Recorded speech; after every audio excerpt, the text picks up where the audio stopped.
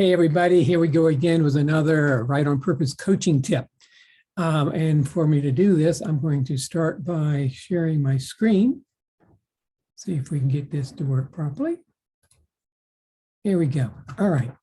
So what are we looking at here? Well, let's give a little background. Now, in one of our previous Write on Purpose coaching tips, we talked about how pantsers and plotters, it's not an either or type of looking. It can be a both and on the spectrum. Remember that? Well, today we're going to look at something where it is really better to look at it as a either or. And this is a picture of somebody with a foot on their gas pedal and the foot on the brake. And that's what it's like sometimes when you try to actually mix writing and editing at the same time.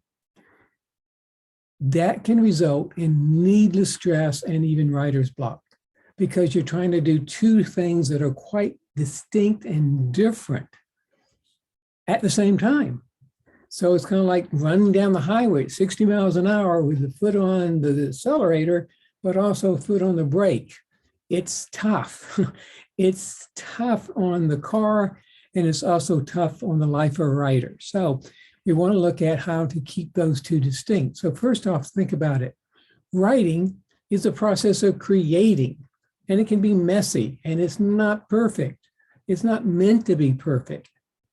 That's where the editing comes in, because editing is to go back later and then do the actual polishing. Say, okay, this is the better word than this word. But if you do that early on, as you're trying to write, you sit there, writing something out and say, no, that's not good enough, because we got to get it perfect.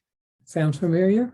So you want to just go ahead and get that first draft down with the process of creating.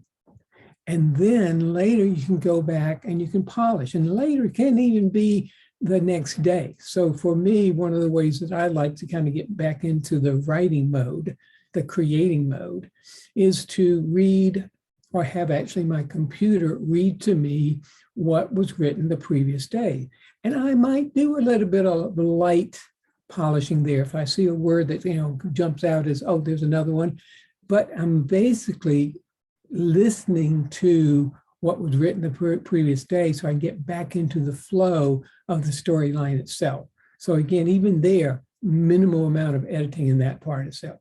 So write first, and then later go back and edit and polish itself. Okay, that's the writing tip for today. Hope you enjoyed it. Stop sharing and leave. Take care, everybody. Oh, again, questions, comments, leave them, and I'll be happy to address them.